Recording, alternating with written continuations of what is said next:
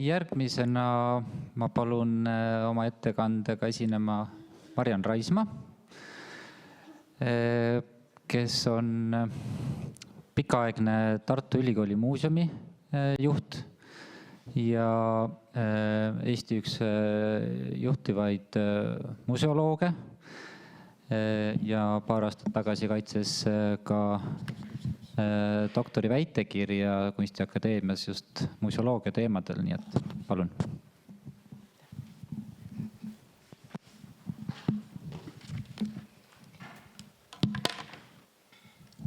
Tere päevast!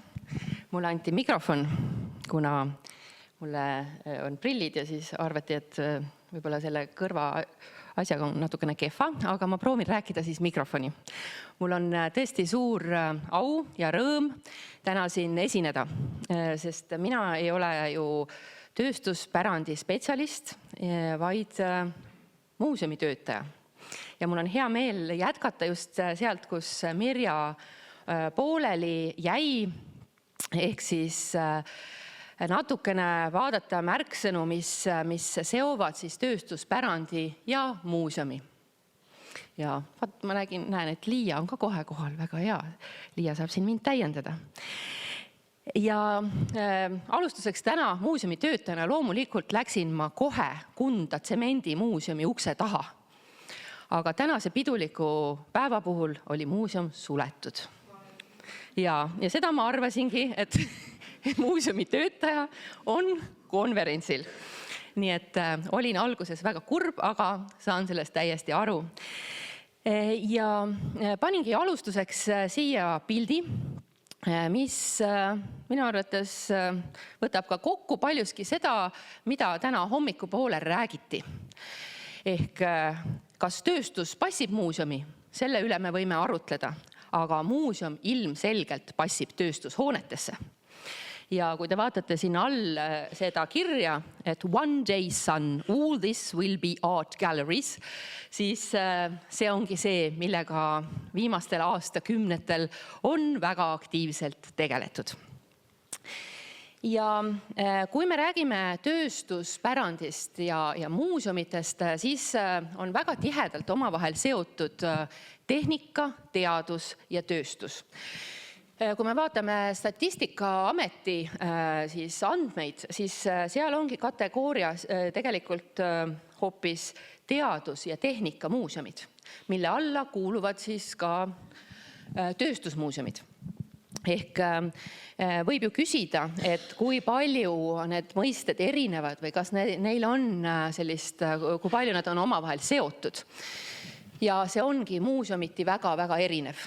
Meie muuseumis, Tartu Ülikooli muuseumis, me tegeleme ka teadusajalooga väga palju, aga tööstuspärand on kindlasti tagaplaanil.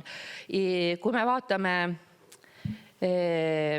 tehnika mõistet, siis tehnikamuuseumites kindlasti on seda sidusust palju rohkem, aga see tõesti oleneb sellest, millele siis muuseumid on enam pühendunud ja tegelikult on see väga oluline, kuidas sa rõhutad või mida sa rõhutad siis nii oma muuseumi nimes kui ka siis fookustes.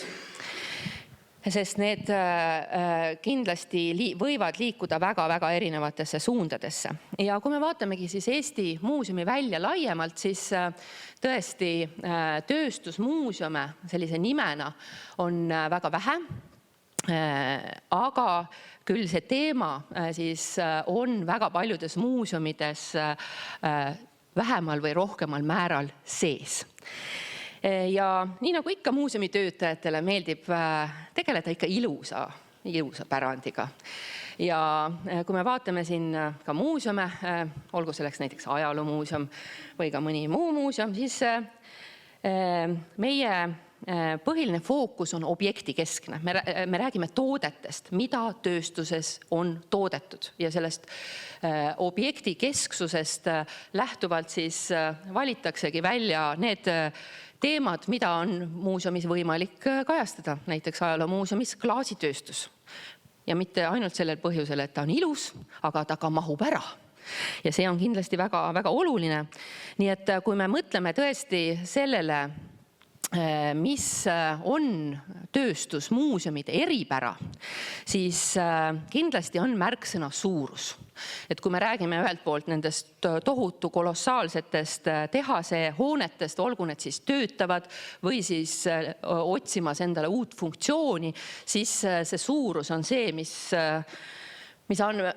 annab ja paneb meile sellise väga suure väljakutse ja samamoodi siis ka sageli see tööstuspärand ise. Et kui me räägime ühelt poolt hoonest, teisalt nendest sisseseadetest, mis selles tehases või vabrikus oli, mis sageli on tõesti väga mastaapsed, ning kolmandaks siis need tooted, see protsess ja neljandaks siis elu ehk siis kogu see sotsiaalne tasand. Ehk siis kõik need erinevad tasandid kujundavad ikkagi väga keerulise ja sageli ka väga kalli sellise terviku ja see on ka kindlasti üks põhjuseid, miks muuseume eraldiseisvalt pole väga palju õnnestunud luua. Et tahtmist peab olema väga palju. Teine küsimus, kuidas panna siis see labidas vitriini? Et kui me mõtleme tõesti sellisele elitaarsele kunstimuuseumile ja tööstusmuuseumile, siis me näeme, et tegelikult ka seda objekti, seda, kuidas me räägime, seda peaks tegema hoopis teistmoodi. Me ei peaks panema labidat vitriini, vaid tegelikult need meetodid, kuidas me räägime siis sellest nii-öelda meie argielust või igapäevaelust või sellest, mis on siin nii-öelda meie igapäevaelu taga, võiks ja tuleks rääkida hoopis teistmoodi. Ehk see fookus ja need metoodikad võiksid olla siis teistsugused, kui seda nii-öelda klassikalises ajaloo või kunstimuuseumis. Ja see kindlasti on ka selline suur väljakutse. Samas ma tahaks rõhutada seda, et tööstusmuuseumitel võiksidki ja sageli ongi need väärtused, mis tänases sellises muuseumi väljas on üliolulised ja mis toimivad, mis inimestele meeldib. Nii et sealt on väga palju õppida. Ja näitena ma tõingi siia siis Tüpa, Tartu näite, siis aparaaditehase ühe kompleksi ühe osana, mis ongi oma olemuselt siis tegevuspõhine muuseum. Meil ei ole vaja säilitada siis asja kui dokumenti minevikust, vaid me oskame seda kasutada ja me kasutame jätkuvalt edasi seda tööstuspärandit. Ehk siis siinkohal siis trükitööstuse masinaid. Nii et see on tegelikult üks minu arvates väga hea näide, kuidas siis sellised tööstusmuuseumid tõesti täna väga edukalt ja hästi töötavad. Aga tööstuspärand võib olla loomulikult täielik museoloogiline edulugu, kui me külastame mõnda õllemuuseumi näiteks. Ehk võib öelda, et Euroopa ühed kõige populaarsemad muuseumid on seotud tööstuspärandiga.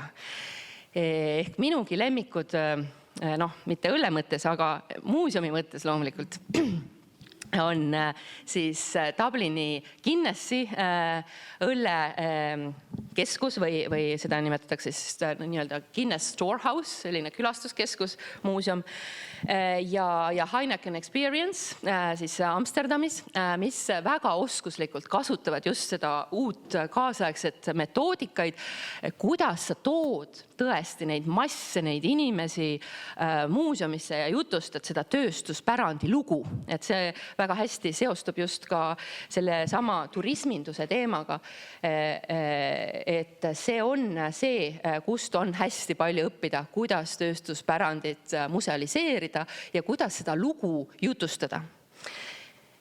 Olgu selle lõpuks siis klaas õlut või mitte, aga eks see peab siis, see on nagu selline kohustuslik. Ja on rõõm, et ka Eesti õllemuuseum ju toimib tegelikult ju päris hästi. Et kui need 2 eelnevat näidet olid just sellised, kus on siis sellesse vanasse tehase kompleksi integreeritud siis see uus tasand, uus funktsioon, siis Tartus A. Le Coqi õlletehas ju toimib tegelikult selle toimiva või tegutseva õlle tööstuse sees. Nii et seegi on väga hea näide siis sellest, kuidas ei pea alati tööstus mitte ära kolima, vaid kuidas saab seda muuseumit sinna sisse integreerida niivõrd kuivõrd. Ja siis võib arutada, et kas need külastuse numbrid, mis seal on, ütleme orienteerivalt 10 000 külastust aastas, kas see on vähe või palju?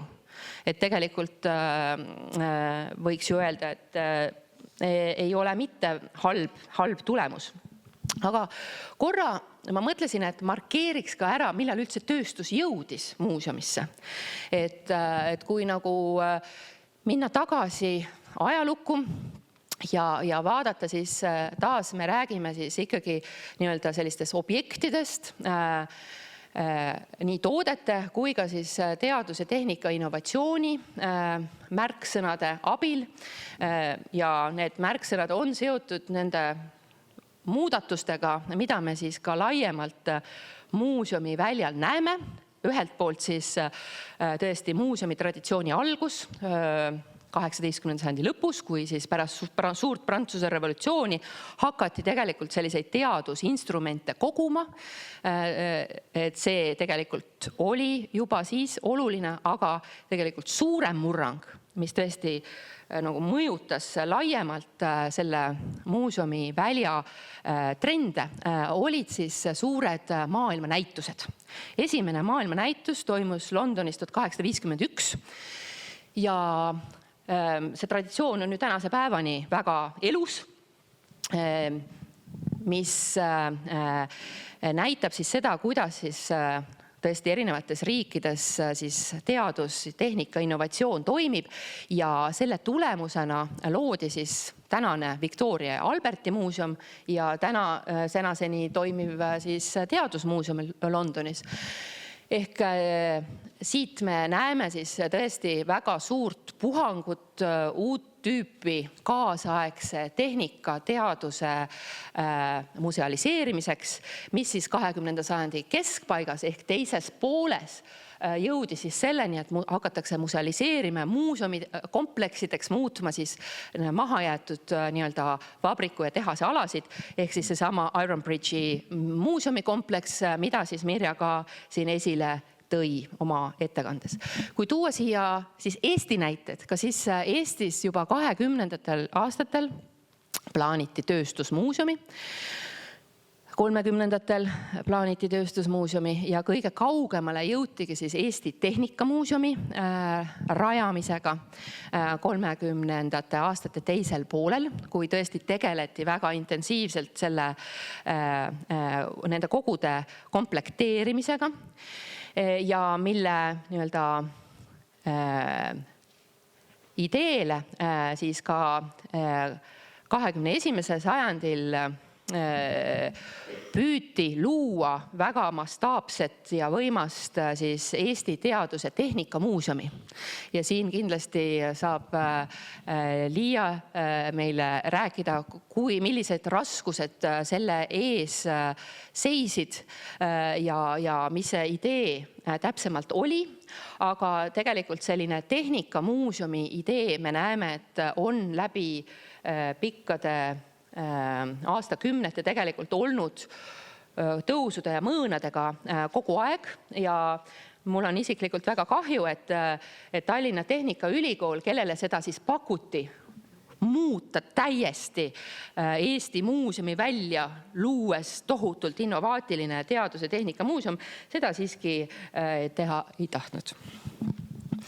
Aga nõukogude perioodil, nagu me teame, tööstus oli oluline ja seetõttu oli Eesti kaetud ka erinevate tööstusmuuseumidega. Kiirelt mõned näited ja mis on võib-olla iseloomulik on just see, et need ei tekkinud mitte mahajäetud tööstuskompleksidesse, vaid just tegutsevate tööstuskomplekside juurde. Ja võib küsida siis tõesti, et kui need eelmisel slaidil olevad muuseumid on need, mis tänaseni teatud määral või teatud mahus toimivad, siis kuhu on kadunud kõikide nende muuseumide vara. Et neid on üks väike näide sellest, tegelikult igal korralikul tehasel või vabrikul oli siis oma muuseum, olgu see siis ajalugu või punaajalugu, kindlasti ka sellist kaasaegset ajalugu, aga väga paljuski sellest pärandist on kuhugi kadunud. Ja see nõuab eraldi ettekannet ja uurimust, kus see pärand kõik on. Aga siis lõpetuseks räägiks siis sellest, kuidas me seda täna siis vaatame. Ja kui siin sai juba markeeritud, et läänes see muudatus siis tõesti endistest tehastes või tööstuskompleksides uue elu loomine sai siis uue impulsi 20. sajandi teisel poolel, 21. sajandil jätkub see, siis Eestis selline uus algus muuseumide mõttes oli siis 21. sajand ja tõesti Eesti Kaevandusmuuseum, minu lemmikmuuseum, kuhu ma viisin, kui ma pidasin loenguid Eesti Kunstiakadeemias, alati kõik tudengid, kes vähegi tahtsid tulla, et see oli tõesti üks selline eeskuju, et milline võiks olla üks elamuslik muuseumi kogemus. Ja kui neid tööstusmuuseumi tõesti ei ole väga palju, siis on muuseume, mis tegelevad tööstuspärandiga siis erineval moel, näiteks seesama tarbekunsti ja disaini muuseum, mis tegeleb siis just objektiga, et kui me räägime tõesti nendest erinevatest kihtidest, kas me räägime tööstusest kui protsessist, me räägime tööstusest kui tootest või ka sellel tootel on alati ka autorid, siis või sellest nii-öelda sotsiaalsest või ühiskondlikust mõjust, et tegelikult on väga oluline just ka see, et me räägime siis just sellest tööstuse autorist, olgu sellest siis kergetööstus või ka miks mitte rasketööstus või transporditööstus. Aga jah, siia üks näide, mida ma siia pildina ei toonud, aga mida teie kindlasti kõik teate, on näiteks seesama Bruno Tombergi radiaator, mis meil kõigil kodus oli, ja mida toodeti tõesti tuhandete kaupa, aga siiamaani tegelikult ju ei teadvustatud, et ka sellel radiaatoril on autor. Bruno Tomberg, kes Eesti üks tuntumaid disainerid, kes selle on teinud.